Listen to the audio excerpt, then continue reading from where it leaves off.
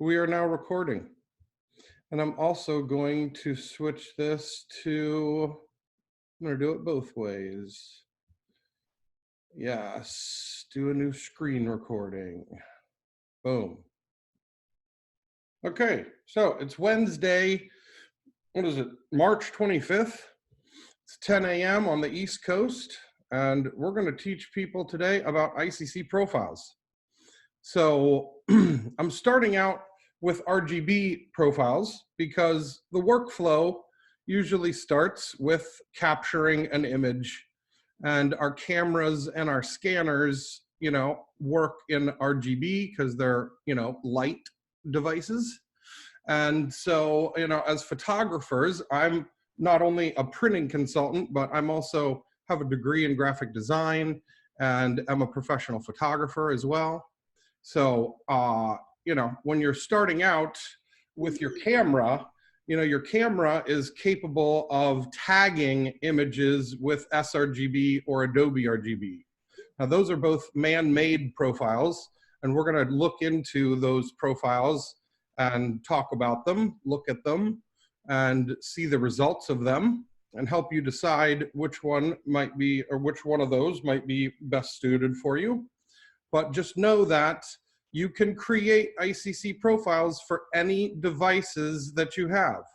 So there's ways to create ICC profiles for scanners, ways to create ICC or DNG profiles for cameras, and of course, ways to create profiles for your monitors and your printers and so on. So, Dan, I just wanted to stop you for a second to say that when you started the QuickTime player, it cropped your screen. So we're viewing the QuickTime player, not your other screen. Oh, how about this? How's that? Still seeing the yeah, I guess so. All right. Is that good? Yeah. Yeah, because I'm sharing my desktop, so whatever application I had up front is what it's showing you. So yes, please, if there's something going wrong, let me know. So I'm going to use a software application called ColorThink. Any ICC profile that you have, you can look at it in a Gamete Viewer. So ColorThink is, probably the most popular Gamete Viewer out there. They have two different versions. It's made by a company called Cmyk. There are other Gamete Viewers. ColorSync in Apple Mac operating system has a Gamete Viewer. It's quite limited and rudimentary.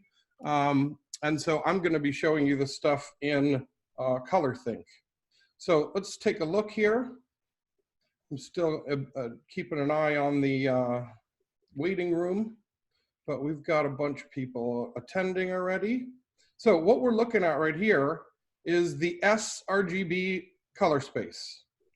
So if you're utilizing this color space, either tagging your images from your camera on this space or whatever, all the pixels in your image are going to be limited to this shape. So when you're looking at an ICC profile in a Gamete Viewer, even though this is an Rgb color space, we're actually looking at it in the LAB color space. So the LAB color space is the master color space, and all Rgb and Cmyk color spaces exist within LAB. So when we're looking at this, we see that we have an L channel. That's the lightness channel. So you got pure white at the top of this and pure black at the bottom of this. So when I turn on the Srgb profile, you'll see that the white point of Srgb goes all the way to the top and the black point goes all the way to the bottom. Now, no printing devices do that because they're different kinds of devices. And, with an Rgb profile, you're talking about white light and a additive color space where you add all the colors together to get white, whereas Cmyk is a subtractive color space where you basically have to take all the color away to be left with paper white. So what we're looking at here is a color space that goes all the way from pure white all the way to pure black. And is limited to the boundaries of this gamut.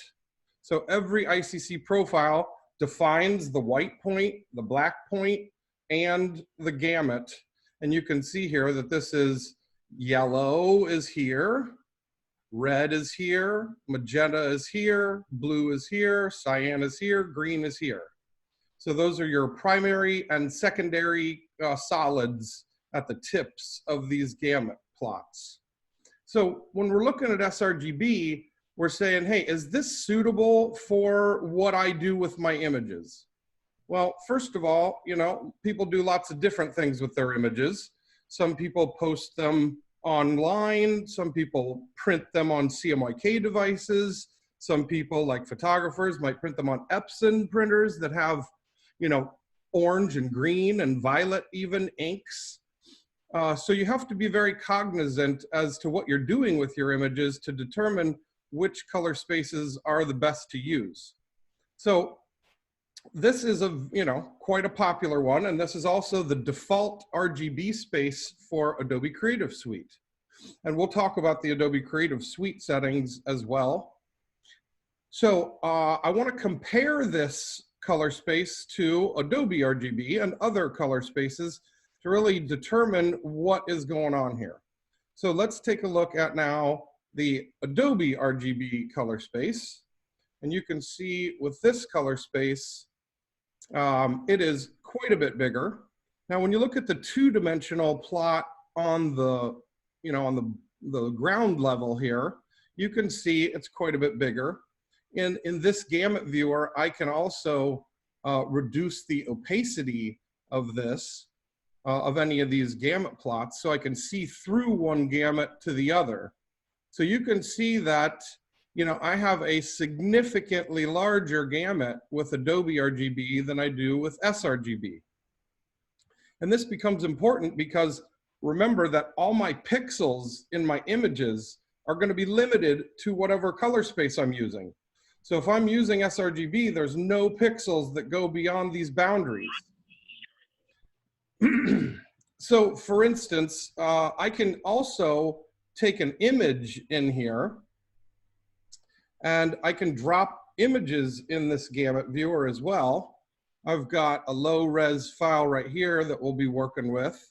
And so I'm going to drop this file in here, and it's actually going to plot all the pixels in my file. Now, this particular image is in Adobe Rgb. So you will see that the pixels in this image will go all the way out to the boundaries of Adobe Rgb. So for instance, I've got Photoshop here as well.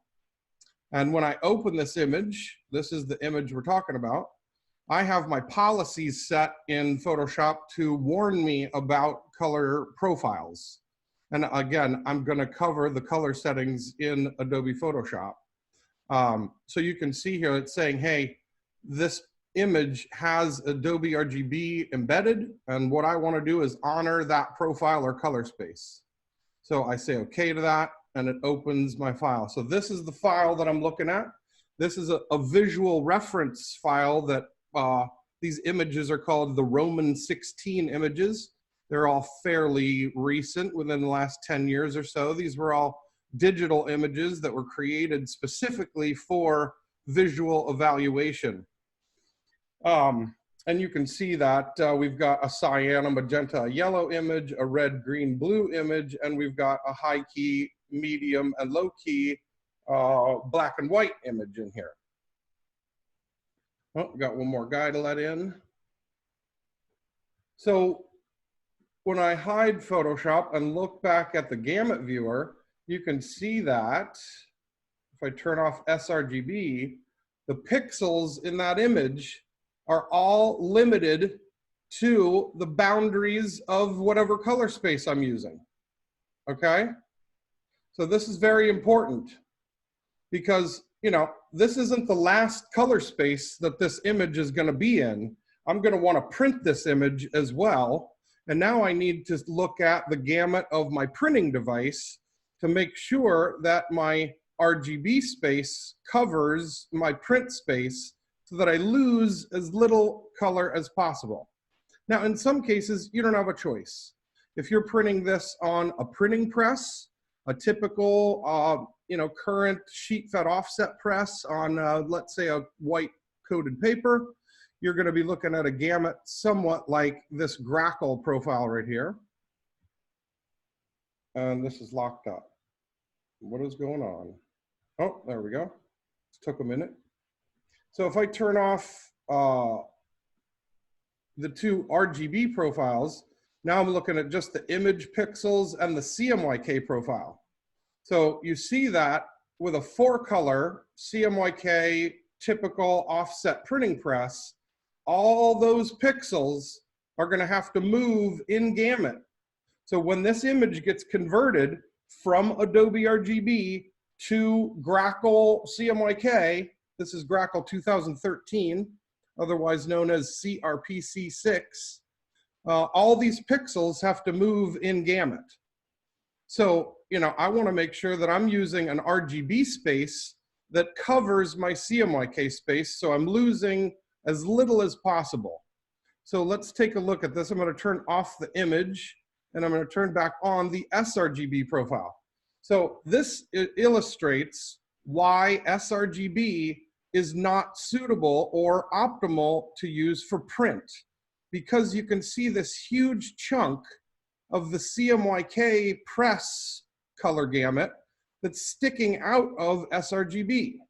So if I choose that profile, I can make it a single color so you can see it better.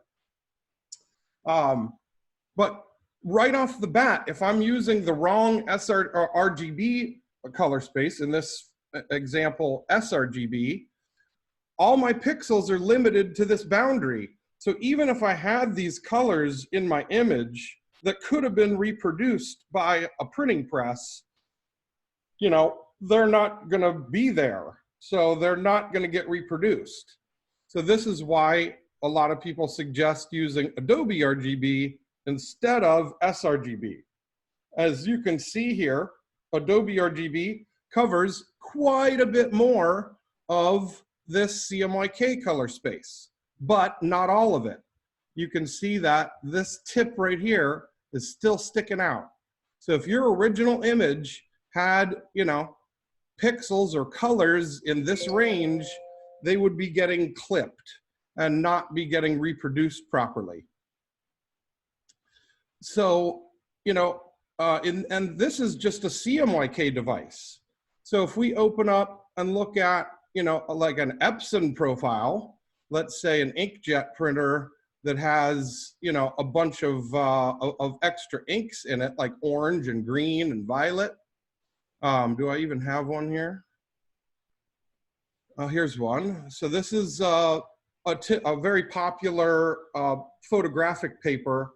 It's a luster photographic satin. And this is for the Epson P7000 that has orange and green ink.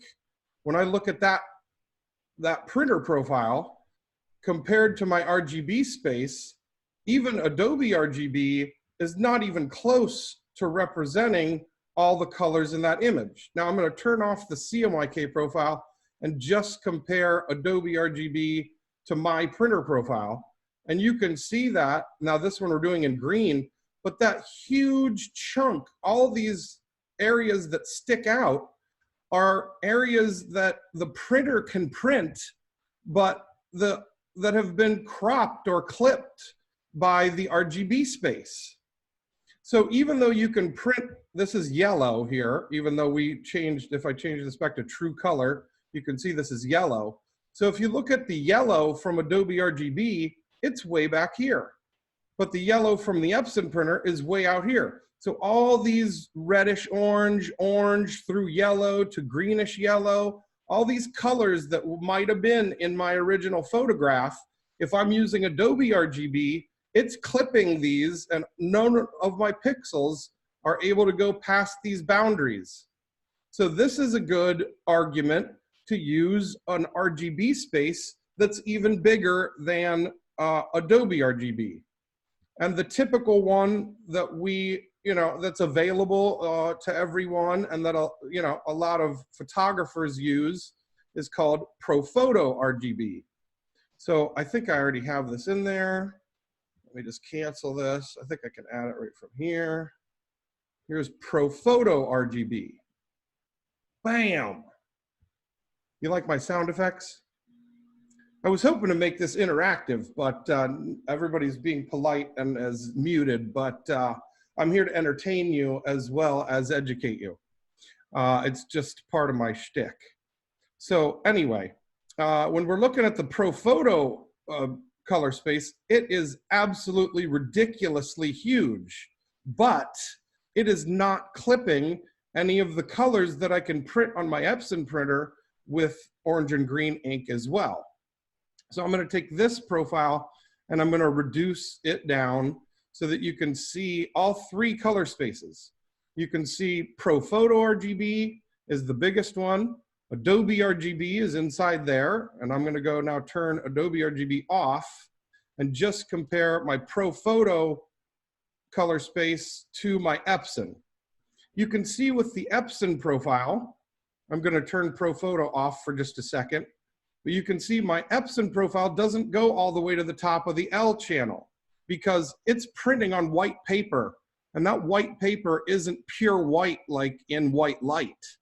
So the RGB profiles go to the very tip of L on the white point plot, and they also don't go all the way to pure black. So it's not able to print a pure black on the bottom. So that's what we're looking at here. And that's really your contrast. The shorter that is, the less contrast you have in that color space or on that printing device. So, you know, there's another RGB profile that I would point out to you, and that is a fairly new profile. So, you know, this Srgb profile was created in the 90s. It was created to be the average of, you know, the common CRT monitor. Well, you know, how many people have CRT monitors anymore? Nobody, almost nobody. So why are we still preparing images in a 20-plus-year-old color space that was made for CRT displays? Well, the answer is, you know, a little bit confusing or a little bit, you know, hard to explain. But one of the main reasons is that Adobe chose Srgb as the working space for the Adobe applications when they very first started to support ICC profiles. So in the very first version of Photoshop that supported ICC profiles, Srgb was chosen as the working space, and they've never changed it, and they're not going to change it. You, as the photographer, as the designer, artist, whatever, have to be educated about this stuff and know that's not the profile that I want to use. Now, I know that a lot of photographers will say, well, hey, I use a photo lab, and that photo lab requires that I submit my work in Srgb. Well, there was a very popular photo print machine made by Fuji, and the early versions of that machine required Srgb. The current versions, it's a software thing. The current software for that same system will honor any embedded profile. So if you're working with a photo lab who is requiring you to submit files in Srgb, I will tell you you should find another photo lab, because they are not doing your images any good in terms of color reproduction. They're, you know, you're not getting the best color you could if you are being forced to submit them files in Srgb. You really want to be submitting them files in Adobe Rgb or even Prophoto Rgb. So, but there is a new profile out there called Image P3 or Display P3. I don't know if it's in this list, but we want to look at it. Oh, here it is, Display P3. And again, this could be called Image P3 or could be called Display P3. It's the same profile. And if we look at Display P3, this is actually, you know, a new profile for, you know, the average iPhone screen, tablet screen or LED or LCD monitor, which is pretty much what we all have now, and we're all looking at photos online and the internet and whatnot on. So, you know, if you're doing your images for Facebook or for, you know, your website, I would not be using Srgb anymore for that. So let's take a look at Srgb compared to image P3 or display P3. We're going to reduce the opacity of display P3 so that you can see how much bigger that is. So, you know, I'm a photographer. I have a particular style with my photos, which is a very colorful style. I shoot lots of, you know, landscape stuff. I shoot lots of live music and, you know, performances. And, you know, a lot of people comment and say, wow, how are you getting your images so colorful? And, you know, I tell them I'm using the appropriate color spaces. So, you know, if you are using Srgb, all your pixels are going to be limited to that color, that smaller color space, even though the typical iPhone or iPad or LED or LCD monitor is capable of showing you this many colors. So I would suggest that you change, you know, now, you know, the color space to use for online content and the color space to use for printed content could be different. So most people just want me to tell them, use this profile all the time, but that's not the case. You need to, oh, we got a bunch of more people that are trying to get in 25 minutes late. Hold on. Hello, new attendees. You're late, but we let you in anyway. Anyway, so if we take a look here, we're looking at the image P3 profile compared to the Srgb profile. So all of my online, social media, internet, graphics, they're all getting prepared in display P3 or image P3 color space, not Srgb. I don't use Srgb for hardly anything.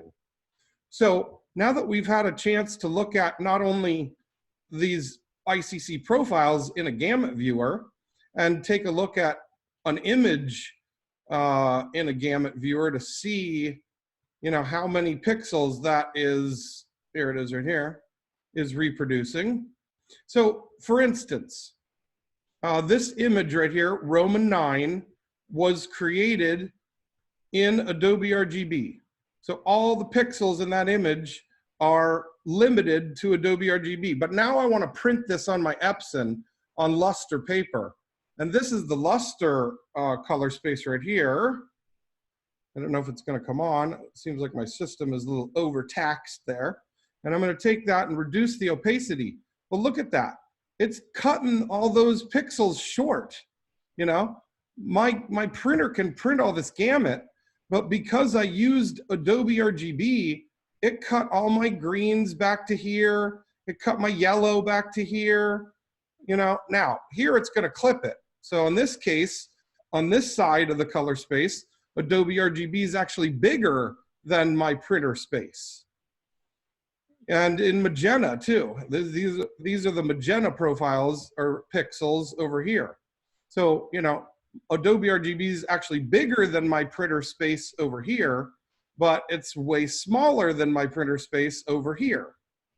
So I really should, if I want to get the most color I can out of that image, I should use Prophoto Rgb on that particular image.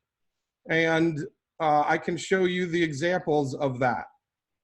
So I'm going to come into Photoshop and I have opened an image here. Now we're going to take a look quick at the color settings in Photoshop, and I'll show you how I have mine set. So if you look at the color settings under the edit menu in Photoshop, when you first come in here, these are going to be set to North American general purpose setting. So you'll see that Srgb and US web coded swap v2 are the default profiles. Are these good choices? That's the question that you should ask yourself, and the answer is pretty much unequivocally no. These are not good choices. But these were the very first working spaces that Adobe put in place in 1996, and they are still the defaults, although, you know, they're doing you harm. They're not, you know, reproducing the most color that you could. So for RGB, you have a bunch of choices in here. There's Adobe Rgb, Image P3, Prophoto Rgb. These all ship with the Adobe Creative Cloud. So these are available in Photoshop, Lightroom, Illustrator, InDesign, Acrobat, whatnot. Most of the times we're working in Lightroom or Photoshop, and I'll show you some Lightroom stuff as well. So we're at about the 30-minute mark. I'm going to try and wrap it up in maybe 15 minutes and then open it up for questions. So in here, the Srgb profile, we took a hard look at. It's a very small RGB color space, smaller than my Cmyk space in some ranges. So while that might have been suitable for, you know, web images in 1996, it is not doing you any good to use that these days. So then you also have the Cmyk profile. This again was a profile that was a standard profile in 1996. These standards like swap and Grackle, and I don't know how many of you are familiar with, you know, printing standards, but Grackle is bigger than swap because they're on different, they're specifications for different paper types. And the Grackle paper is a brighter white coated paper. But this US web coated swap is not the profile you want to use. And every time you take an image and you say image mode, convert to Cmyk, what Cmyk is it converting to? Rgb and Cmyk are not just one thing. There's, you know, an infinite number of RGB color spaces and an infinite number of Cmyk color spaces based on RGB devices are based on cameras, scanners, monitors, you know, that kind of thing. Cmyk is a printer. So every different printer, every different paper, every different ink, all of those settings are a specific color space. So when you're doing this image mode Cmyk and converting this to Cmyk, you are converting it to whatever is set in your color settings. So that would be, now this was the general purpose settings. That would be US Web Coated Swap V2. Most printers can print a bigger color gamut than that. So, you know, and it also comes down to most people think that because they're getting their images printed on a Cmyk device, that they have to convert their images to Cmyk, and that's simply not true. You can leave your images in RGB. If you don't have a profile for the exact printing device that your images are going to be printed on, don't convert it to Cmyk, because the likelihood that you convert it correctly is very small. So then you might say, well, let's continue through these color settings. So you can also see that profile mismatches and missing profile warnings are turned off here. I don't like that because I want to be aware of what color space my images are in. So I've set my own settings. These are Dan's freaking awesome color settings. You can name yours whatever you want. And, you know, of course, that's partially for comedy purposes as well. But you can see that I'm using Prophoto Rgb as my working space. And I'm using this CRPC6, which is also the Grackle 2013 profile. So this CGAT CRPC16 and Grackle 2013, those are the same profile. Now keep in mind these profiles, which are the current, you know, North American printing specification profiles, do not ship with Adobe Creative Suite. So you need to download these from the internet, quick Google search, and you can find them. And, you know, if you're on the Mac, these go in the Color Sync folder in your library folder. If you're on the PC, you just right-click the profile and say Install Profile, and that'll put the profile in the right folder so they show up in this list. So I've, you know, changed my settings. I'm not also using dot gain 20% for my black and white images.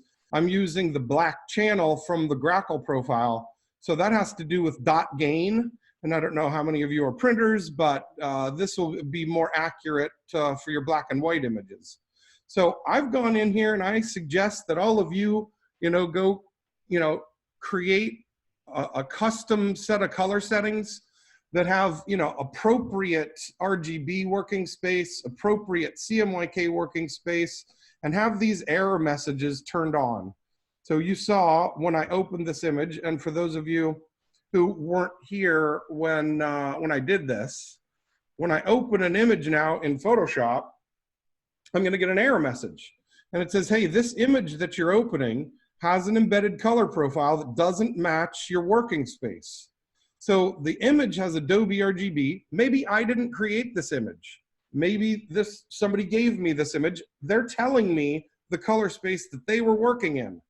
So I simply want to honor that embedded color space, and that's the default choice, is use the embedded profile instead. But it's made me aware that the image is in this color space, even though I have this color space set. So I'm going to open this. It's going to open it in Adobe Rgb, and I'm going to show you if I did this differently, what these would look like.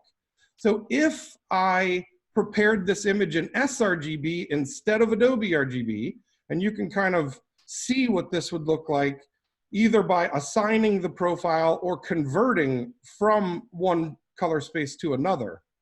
So if I go into convert to profile, here again, it's telling me your image is in Adobe Rgb, and I'm going to convert it to Srgb. Now it's also going to ask me which rendering intent to use. Every time, first of all, you have to have two profiles to do a conversion. One is the source space, that's the color space your image is currently in, and the other is a destination space, and that's the color space you want to go to. And then you have a choice of which engine to do this with. I always use the Adobe, the ACE, which is Adobe Color Engine. And I, typically choose between perceptual or relative colorimetric based on the one I like better. So the difference here is with perceptual rendering intent, the in-gamut colors are going to move. Whereas relative colorimetric, the in-gamut colors are going to stay right where they are. Only the out-of-gamut colors are going to move in-gamut. So I'm going to do this conversion like this, and you'll see the difference. So if I do an undo, you can see, and a redo. Right? Undo, redo. Can everybody see how much gamut I'm losing there? This is Srgb. This is Adobe Rgb. I might want to go, oh, hold on. Might want to go full screen so you can see that better. And I can also just kind of toggle that on and off with the assign profile. So if I come into assign profile and I choose Srgb here, and I toggle this on and off, you can really see how much saturated color, chromatic, the proper terms are saturated or chromatic color. Those are those vivid colors around the outside. So when I have the image in Adobe Rgb, I've got these beautiful colors. When I assign Srgb, you see them all move into the Srgb color space. So now, I told you earlier that just because you're going to get this image printed on a CMYK printer, whether that's an inkjet printer or a printing press, you do not have to convert this image to CMYK yourself. But you might certainly want to know what this image is going to look like when it gets converted to that color space. And Photoshop and other applications in the Adobe Creative Cloud have the ability to do what's called soft proofing. So under the View menu, under Proof Setup, under Custom, you can come in here and say, hey, what would this image look like if I converted it to a particular CMYK color space? So if I come in here and say, hey, if I converted this to, and I've got tons and tons of profiles. Look at all these profiles I have. So if I said, hey, I want to convert this to a printing press on a coated white paper. Well, the Grackle profile might be, appropriate for that scenario. So I come in here and say, okay, you want to make sure and turn on the simulate paper and simulate ink black. If you don't, look what happens. It's still using the white point from your monitor profile and the black point from your monitor profile. It's not showing you what this is going to look like on paper. So you want to turn those on. And here you can turn the preview on and off. So here it is in Adobe Rgb. Here it is soft proofed to the Grackle CMYK color space. Now this is with the perceptual rendering intent. If I wanted to see what it would look like with the relative colorimetric rendering intent, I would change that. And I could see a difference there. So if I convert this with perceptual, it's going to look like this. And if I convert this with relative colorimetric, it's going to look like this. So now you get to see what it's going to look like before you convert it. And you could do all your color corrections knowing with the soft proof turned on. So now I'm gonna, I know we have a lot of photographers on the call or on the meeting, whatever. I'm gonna choose like an Epson profile. So I'm gonna go up and choose my Epson P7000 or P9000 on this premium luster photo paper, which is very popular. And I'm gonna look at how this is gonna reproduce on my Epson. And again, I'm gonna print this myself maybe. I have one of these printers because we are Epson professional graphics dealers. So we sell all these printers and ink and paper and training and rips and whatnot. And I can see, hey, do I want to, when I print this, do I want to use the relative colorimetric rendering intent, or do I want to use the perceptual rendering intent? So in this case, just toggling back and forth and looking at it, I prefer relative colorimetric here. So when I print this with this profile, I'm going to use relative colorimetric. So this is soft proofing the file. Now, when I go to print this out of Photoshop,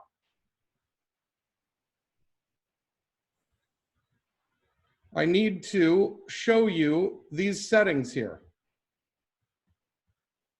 Okay, so right here, you want to make sure that this is the color handling is set to Photoshop manages color, not printer manages color. We want to do the color conversion in Photoshop, not in the printer driver. So when I come in here, I'm going to, make sure this is set on Photoshop manages color, and I'm going to pick my printer profile. So in this case, I'm using a breathing color of a vibrant luster. That's the actual paper that I have. And that manufacturer publishes ICC profiles for my printer and that paper. So now I have the choice of doing a normal print, which is what you would do for a photo print or a fine art reproduction. Or if I was proofing this, I wanted a proof that looked like a printing press, I would choose hard proofing, and then I could choose two profiles. I could choose another profile like Grackle or a Cmyk profile to go on this Vibrance Luster paper. Then it would actually convert it from Adobe Rgb to the Grackle Cmyk profile, and then from there out to the printer profile. But I'm not doing proofing. I just want to print a beautiful picture. So I'm going to choose the normal printing, and here it asks me which rendering intent I want to use. Well, how do you know what rendering intent you want to use if you haven't soft proofed your image to see what it's going to look like with the different rendering intents? So I know based on my soft proofing that I prefer relative colorimetric. So I'm going to output this just like this with these settings. So let's talk about the workflow just briefly here. I'm going to cancel this. I got all kinds of windows in my way as I'm trying to manage all this. Let me see here. Cancel. So, you know, I've covered the color settings here. I've covered the view soft proofing settings here. Also to note, when you turn the soft proof on, right in the tab at the top, it says, hey, here's the name of my image. This is an RGB image. It's 8-bit. You see the little asterisk there. The little asterisk is telling you that the image is in a different color space than your working space is set to. If they jived, then this would not have an asterisk next to it. And then there's a slash, and it's telling you it's being soft proofed to this ICC space.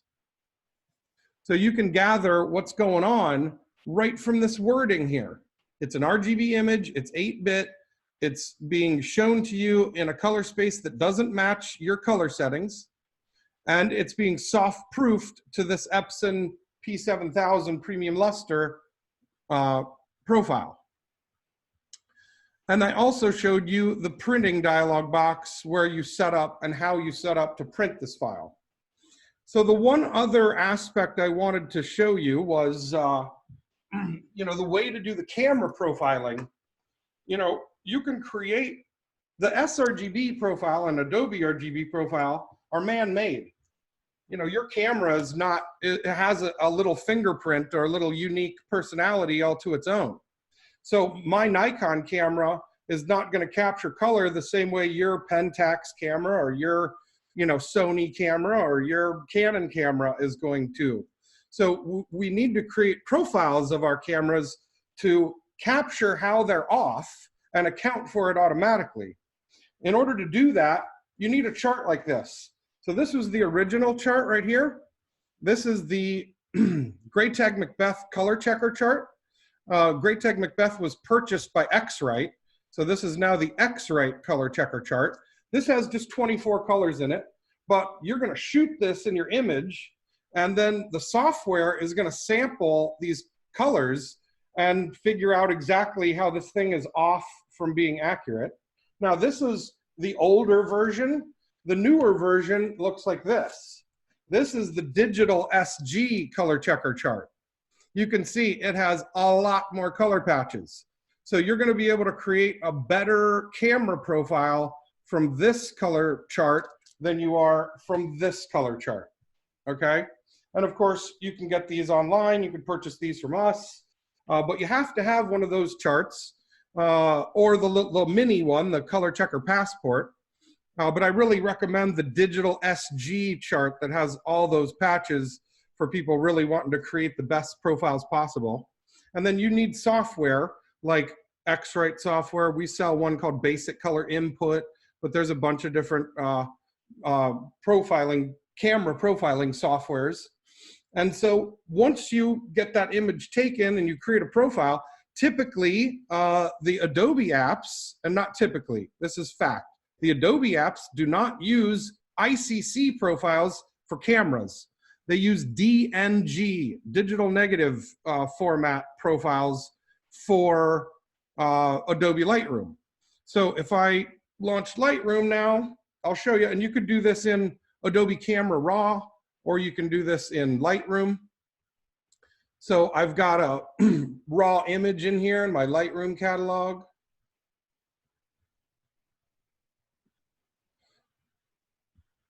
And when I go into, here's my image. I shot this in Oregon. It's a long exposure with a neutral density filter of a waterfall. And when I go into the develop module, it gives me the opportunity to choose my profile right at the top. If you're using older versions of Lightroom, this is way at the bottom. It was down here under camera calibration. So, but in newer versions of Lightroom, it's all the way at the top of the develop module right here under Adobe. So now I can go to browse and grab my camera profile and assign my camera profile to my images. That is really where the workflow starts. So, you know, that's what I suggest. Create a custom profile of your camera, assign that profile here, If you'd like, you could then convert it from there to a standard color space. You don't have to do that, but a lot of photographers will then convert from their camera specific profile to, like Prophoto or Adobe Rgb or something like that. And that's basically where you're going to do all your color correcting and editing and archiving. And then as you print the files, they're going to get converted to Cmyk spaces for different types of printing equipment. So that's really what I wanted to cover today. And so I'll open it up now for questions.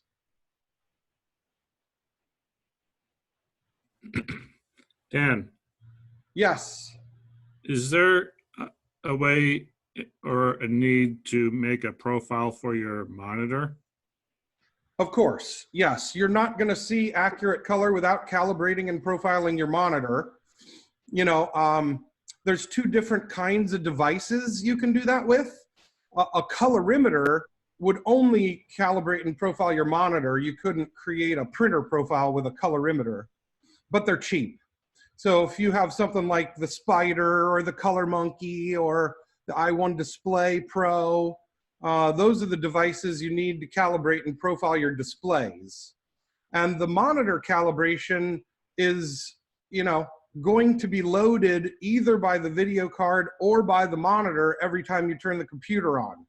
So once you create the monitor calibration and profile, that gets automatically applied. There's no place that you need to go assign that or choose that or designate that. When you do the calibration and profile, at the end of that process, it'll say, do you want to save this as the system default? And once you do that on Mac or PC, then it'll load a curve or what's called a lookup table every time you turn the computer and monitor on that will account for how the monitor is off. So all the Adobe apps and all the applications work on top of that automatically. Okay, thank you. The iMac is calibrated for P3, and so are the new MacBook Pros. And when I use the Spider, it tells me that's 91% of Adobe Rgb. Do you feel that the P3 is a good gamut to use, or should you try and set it for Adobe Rgb? And well, that's a good question. First of all, the iMac is not a professional graphics display.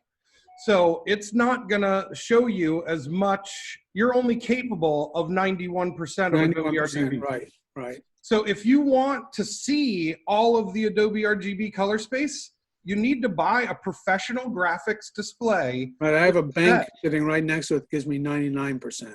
Yes. So if you bought, the professional graphics display from AZO or from NEC, you're going to see 99% of Adobe Rgb. But if you bought an iMac, you're probably only going to see 91% of Adobe Rgb. But creating a custom calibration and profile is still going to be more accurate, because even though they've created that color space, here's a chat message too. So hold on. So even though they've they've measured a bunch of different displays and averaged them all together to create that image P3 or display P3 color space, your particular monitor is off from that a little bit. Mm-hmm. And to account for how it's off from that, you want to calibrate and profile your own display. Well, I notice when I teach, so I calibrate all my students' monitors, and all the Mac monitors are consistently too blue. So when I bring them to Adobe Rgb, it's noticeably warmer. So it is a different color space, and I'm not getting 100% of Adobe Rgb on their monitors, but at least it's shifting it in the right direction. Yep. Yep. Also, these monitors are capable of, crazy brightness. A typical iMac is capable of over 400 lumens, out of the box. And nobody's print is going to be nearly that bright. So as part of that calibration process, we also dim that brightness down, which of course also, you know, makes the life of that monitor a lot longer. But also, when you're uploading it to somebody else and you've seen it much brighter, they're going to see it at a completely different luminosity. Yeah, which is important that, you know, if you're in a group, that you're all calibrating to the exact same settings, meaning the brightness and the gamma and the color temperature. Yeah, so was that a sufficient answer for you? Yeah, yeah. Yep. Okay, so I've got another chat message here from Todd. And Todd says, if a client provides an image in sRgb and we make no modifications in Photoshop, is there a benefit to convert that file to Adobe Rgb or Prophoto prior to printing on an Epson P-Series printer?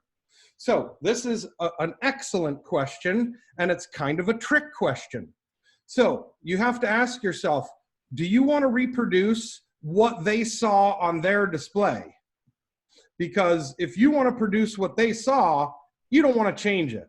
You just want to honor their sRgb color space and, you know, print it with sRgb as the source color space.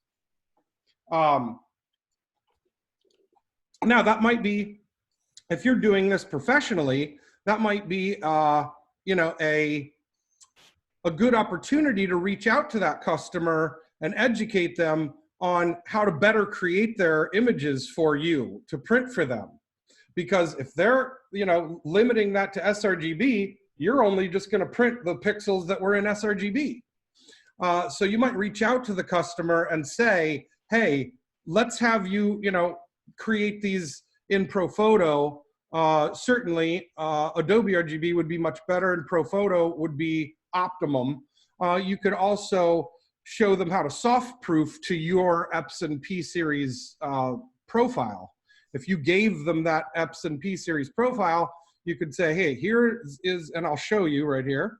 Let me just go to Photoshop and I'll say, hey, I'm gonna assign Prophoto Rgb. I'm gonna turn off, I'm gonna change the soft proof.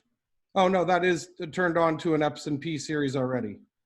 So there it is right there. That is Prophoto. I'm leaving the image in Prophoto and I'm soft proofing it to the Epson. Without the soft proof, Prophoto looks like this. It's like way oversaturated. And you think, well, that doesn't look good, but at least I know I'm not clipping any colors. But you know, I split it sometimes. You know, I'm usually using Adobe Rgb, but for some images with some colors in them, I am using Prophoto Rgb. So, you know, Todd, the answer to your question is, if you want to reproduce what they're expecting and what they saw, you should probably just leave it in sRgb.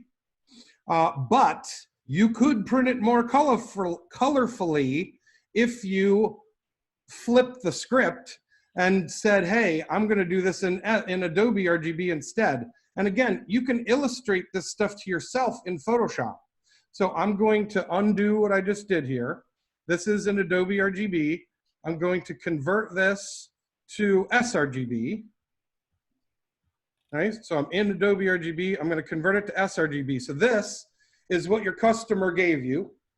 I'm going to turn off the soft proof. It is off. Okay, so this is it in sRgb. But if I go in here and say assign profile and choose Adobe Rgb, watch what happens. Bing! Look at how much more colorful that is. So by assuming the wrong profile on purpose, you can enhance their image. Now, whether or not they'll be happy about that is another thing, because they prepared it in sRgb. They were looking at it in sRgb. By doing this, it might oversaturate some flesh tones or some colors, and they don't want that. So it's kind of a slippery slope there on that question.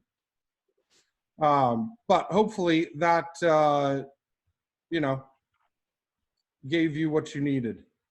all the canned profiles that I download for papers, they all specify rendering intent. But you showed us today that you could choose the rendering intent by what looks best, even though that profile may specify perceptual versus the other alternatives. Well, you are correct. Now, if I'm a printer, whether I'm a photo lab or, you know, doing fine art reproductions or photographic prints or printing catalogs, you know, these files are going to go through a color conversion. And every time I do a color conversion, I have to choose a rendering intent.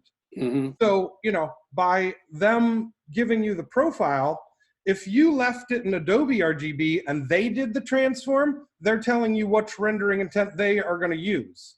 But if they also gave you the profile, you could actually convert your images to that profile using whatever rendering intent you wanted.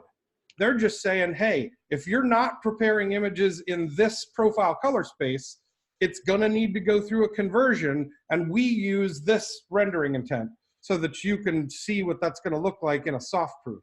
Mm-hmm. So Do you have any recommendations for making your own paper printer profiles versus using canned? Yes, for sure. I mean, you're going to get better results with a custom printer profile than a canned printer profile. You know, the entry level package is, you know, like the X-Rite i1 Pro 2.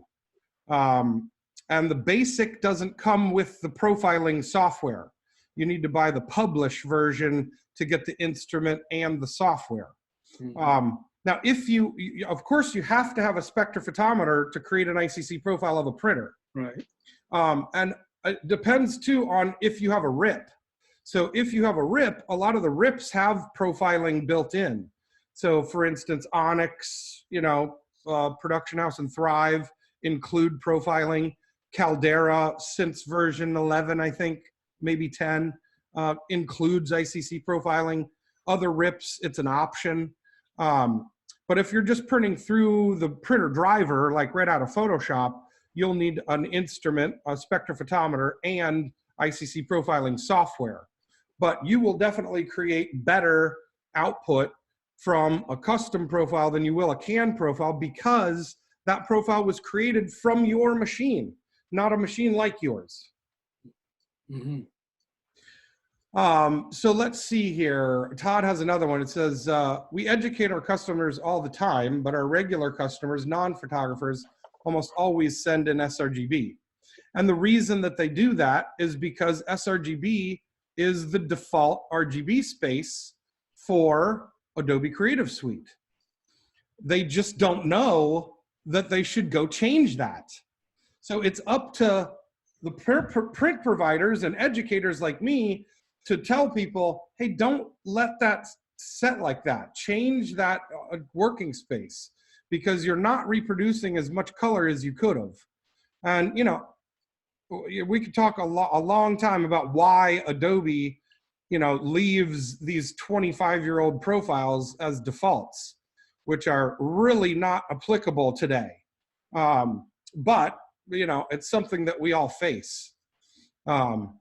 So, yeah, most of what you'll get is Srgb for RGB images and US web-coded swap for Cmyk images.